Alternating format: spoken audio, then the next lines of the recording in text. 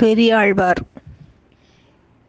பெரியாழ்வார் வாழ்ந்த பெருமையுடைய நகரம் திருவில்லிபுத்தூர் என்று வழங்கக்கூடிய ஸ்ரீவில்லிபுத்தூர் ஆகும்.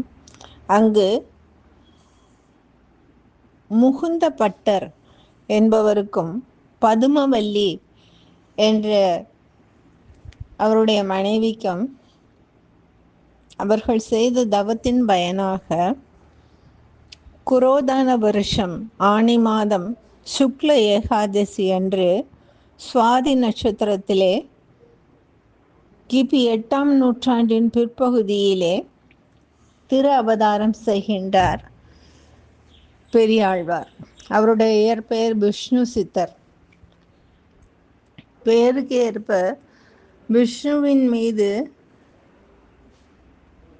மிகுந்த நாட்டமுடையவராக இருந்ததாலே ஒரு குருவின் மூலமாக கல்வி கேள்விகளை படித்து கொள்ள வேண்டும், வேதாந்தங்கள் சாஸ்திரங்களை எல்லாம் கற்று அதிலே பாண்டித்யம் பெற வேண்டும் என்ற நாட்டம் அவருக்கு இல்லை.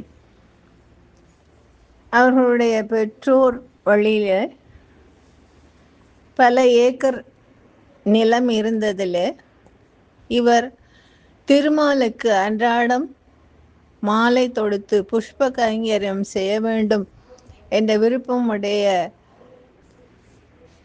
தன் மனதை சொன்னதால் அவர்கள் ஒரு பகுதியை ஒதுக்கி கொடுக்கின்றார்கள். அதிலே எல்லா விதமான புஷ்பங்களும் செடியிலே வளரக்கூடியது, மரத்திலே மலரக்கூடியது, நீரிலே தாமரை அல்லி போன்ற மலர்கள், கொடியிலே பிச்சி முல்லை போன்ற மலர்கள், இப்படி 4 வகை மலர்களும் மலர்ந்து பூத்து குலுங்கி இருக்கின்றன. அங்கு நல்ல அழகிய ஒரு நீரோடை இருக்கின்றது. எல்லா விதமான மலர்களையும் பொழுது புலர்வதற்கு முன்பாகவே அவற்றையெல்லாம் சேகரித்து மாலை தொடுத்து அன்றாடம் திருமாலுக்கு அவற்றை சூட்டி அதிலே மகிழ்ச்சி கொண்டு வாழ்க்கையை நடத்தி வந்தார். இவ்வாறு இவர் பல திருத்தொண்டு செய்து வரும் காலத்திலே பாண்டிய நாட்டிலே வல்லபதேவன் என்ற மன்னன் அரசாட்சி செய்து வந்தான். அவனுக்கு திடீரென்று ஒரு முறை சந்தேகம் கிளம்பியது. ஒரு பெரியவரை சந்திக்கின்றான். அவரிடத்திலே மிக முக்கியமான செய்தியை தனக்கு உபதேசமாக தந்தருள வேண்டும் என்று சொல்ல, மழை காலமாகிய 4 மாதங்களுக்குள் வேண்டிய உணவை சேகரித்து வைத்து கொள்ள வேண்டும், இரவு வேளைக்கு வேண்டியதை பகல் பொழுதிலே தேடி வைத்து கொள்ள வேண்டும், முதுமைக்கு தேவையானதை இளமை பருவத்திலே தேடி சேர்த்து கொள்ள வேண்டும், அதுபோல மறுமைக்கு வேண்டிய உண்மை பொருளை இம்மையிலேயே இப்பிறவியிலேயே நாம் சேகரித்து கொள்ள வேண்டும் என்று சொல்லுகின்றார் அந்த பெரியவர். அந்த சமஸ்கிருத ஸ்லோகம் மன்னனுடைய காதுகளில் மறுபடியும் மறுபடியும் ரீங்காரமிட்டு கொண்டே இருக்கின்றது. அவர் தன்னுடைய அரச சபையிலே இருக்கும் செல்வ நம்பி என்ற பெரியவரை அழைத்து கேட்கின்றான் என்ன செய்வது என்று. அப்போ அந்த அரசவையிலே தலைமை அறிஞராக இருக்கக்கூடிய அந்த செல்வ நம்பி சொல்லுகின்றார், எல்லா வேத விற்பனர்களையும் அழைத்து வர சொல்லலாம், தத்துவ ஞானிகளை அழைத்து வர செய்யலாம், அவர்கள் வேதங்களின் உட்பொருளாக விளங்கக்கூடிய, வேதங்களுக்கு முடிவாக ஆதியும் அந்தமுமாக இருக்கக்கூடிய பரம்பொருள் எது என்பதை சொல்லி விளக்கட்டும், அவர்கள் மூலமாகவே நாம் கேட்டு அறிந்து கொள்ளலாம். அந்த பரம்பொருளை நாடி சென்று வாழ்க்கையை பொருள் உள்ளதாக மாற்றிக்கொள்ளலாம் என்று சொல்கின்றார். அதன்படி பாண்டிய மன்னனும் ஏற்பாடு செய்கின்றான். அரச சபையிலே ஒரு பெரிய கம்பு நட்டி அதன் உச்சியிலே ஒரு பொற்கிளி அதில் நிறைந்த பொற்காசுகளை கட்டி வைக்கின்றார். எந்த அறிஞர் பேசும் பொழுது அவர் விளக்குகின்ற அந்த பரம்பொருள் தத்துவம் சிறப்பானதாக இருக்கின்றதோ அப்பொழுது அந்த கம்பு தானே வளைந்து அந்த தத்துவ ஞானியின் அருகிலே அவர் கைக்கு எட்டிய அளவு வந்திருக்கும். அதை அவர் எடுத்து கொள்ளலாம் என்று பறை அறிவித்து தெரிவிக்கின்றார். எம்பெருமானுடைய திருவுள்ளம் விஷ்ணு சித்தர் மதுரையின் அந்த பாண்டிய மன்னன் வல்லபதேவன் அரச சபையிலே வந்து பரம்பொருள் தத்துவத்தை விளக்கி பேச வேண்டும். அதனாலே அவருடைய பெருமை நாடு அறிய செய்ய வேண்டும் என்று நினைக்கின்றார். அதனால அவருடைய கனவிலே போய் விஷ்ணு சித்தரே, நீங்கள் பாண்டிய மன்னன் இந்த மாதிரி அறிவிப்பு செய்திருக்கின்றான், அதை அவனுடைய ஐயத்தை தீர்த்து வைக்கும் முறையிலே தெளிவாக சொல்ல வேண்டும் என்று சொல்லுகின்றார். இவர், ஐயோ, நான் குரு மூலமாக வேதாந்தங்கள் படித்ததில்லை, சாஸ்திரங்கள் தெரியாது, எதுவுமே தெரியாத நான் எப்படி ஒரு பரம்பொருள் தத்துவத்தை நிலைநிறுத்தி பேச முடியும், அதை மன்னனுடைய மனதில் நிலைநிறுத்த முடியும் என்று கேட்க, நீங்கள் எதுவும் அச்சம் கொள்ள வேண்டாம், என் கையிலே ஒரு கருவியாக இருந்தால் போதும், நானே எல்லாவற்றையும் கவனித்துக் கொள்கின்றேன் என்று எம்பெருமான் நாராயணன் சொல்லுகின்றார். அதன்படி விஷ்ணு சித்தர் வருகின்றார். நாராயணன் அதே சமயத்தில் அன்றைய இரவிலே அரச சபையிலே இருந்த அறிஞர் செல்வ நம்பி அவருடைய கனவிலே போய் விஷ்ணு சித்தர் என்பவர் வருவார், அவர் உங்களுடைய மன்னனின் ஐயங்களை எல்லாம் போக்குவார் என்று சொல்லுகின்றார். அடுத்த நாள் இவர் அந்த நந்தவன கைங்கரியங்கள் முடித்து மாலை சூட்டுவதை எல்லாம் முடித்து மதுரைக்கு கிளம்பி போகின்றார்.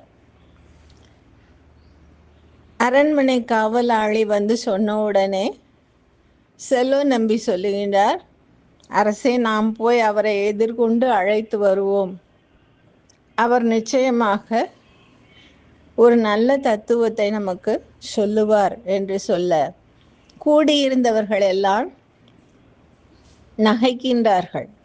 விஷ்ணு சித்தர் பெரிய பண்டிதர் இல்லை, வேதாந்தங்கள் சாஸ்திரங்கள் பல நூல்களை கற்றறிந்தவர் அல்ல, இவர் எப்படி வந்து என்ன பேச போகின்றார் என்று அவர்களுக்குள் ஒரு ஏளன சிரிப்பு. விஷ்ணு சித்தர் எதையும் பொருட்படுத்தாமல் உள்ளே வருகின்றார். அரசன் கூறியபடி அமர்ந்திருந்த அந்த ஆசனத்தின் பீடத்திலே போய் அமர்ந்து கொள்கின்றார்.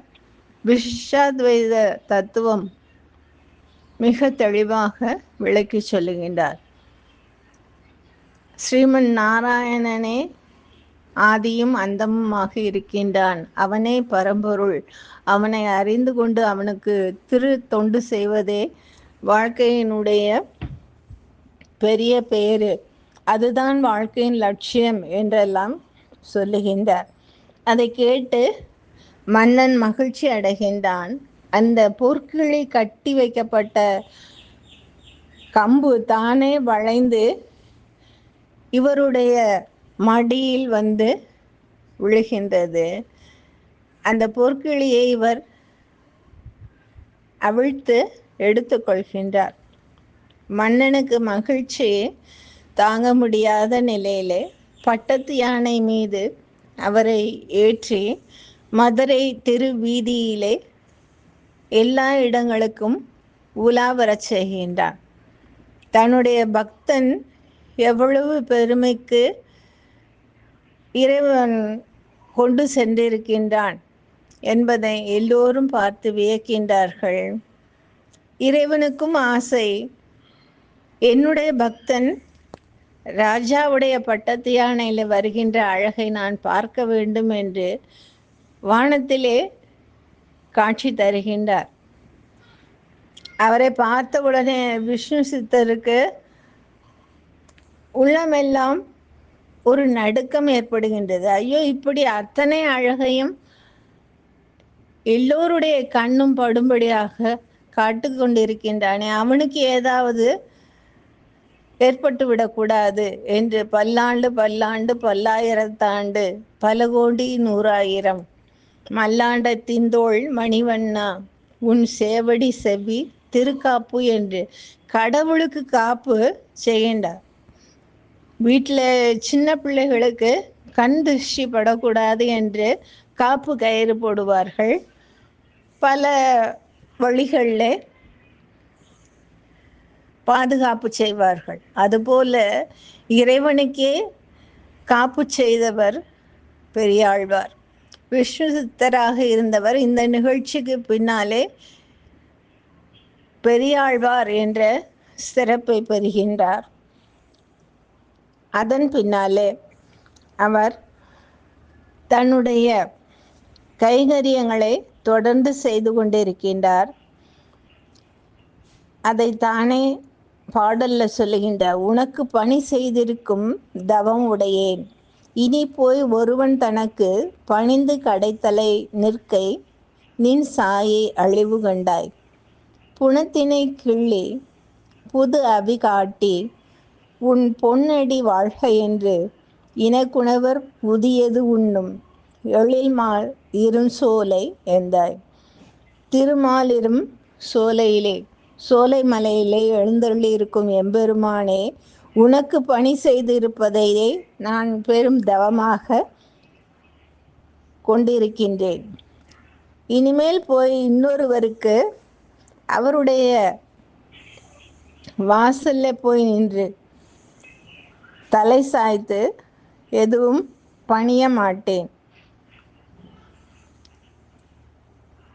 இப்படி பட்டர் பிரான் என்று அந்த பாண்டிய மன்னன் வல்லபதேவனால் அழைக்கப்பட்ட பெரியாழ்வார் திருமாலை என்றும் வாழ்த்தி வாழ்ந்ததோடு 469 பாசுரங்களை பாடினார்.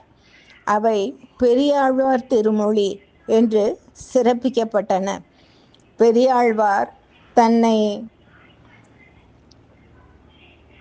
யசோதையாக நினைத்து பல பாசுரங்கள் பாடியிருக்கின்றார். கண்ணனை தாலாட்டும் பாடல்களாக மாணிக்கம் கட்டி வைரம் இடைக்கட்டி ஆணிப்பொன்னால் செய்த வண்ணச் சிறுதொட்டில் பேணி உனக்கு பிரமன் விடுதந்தான் மாணிக்குரலினே தாலேலோ வையம் அளந்தானே தாலேலோ என்று தாலாட்டு பாடி கண்ணனை தூங்க வைக்கின்றார். கண்ணனுடைய அந்த சிறு பிராயத்திலே அவர் செய்த பால லீலைகளை எல்லாம் பாடி பாடி மகிழ்கின்றார்.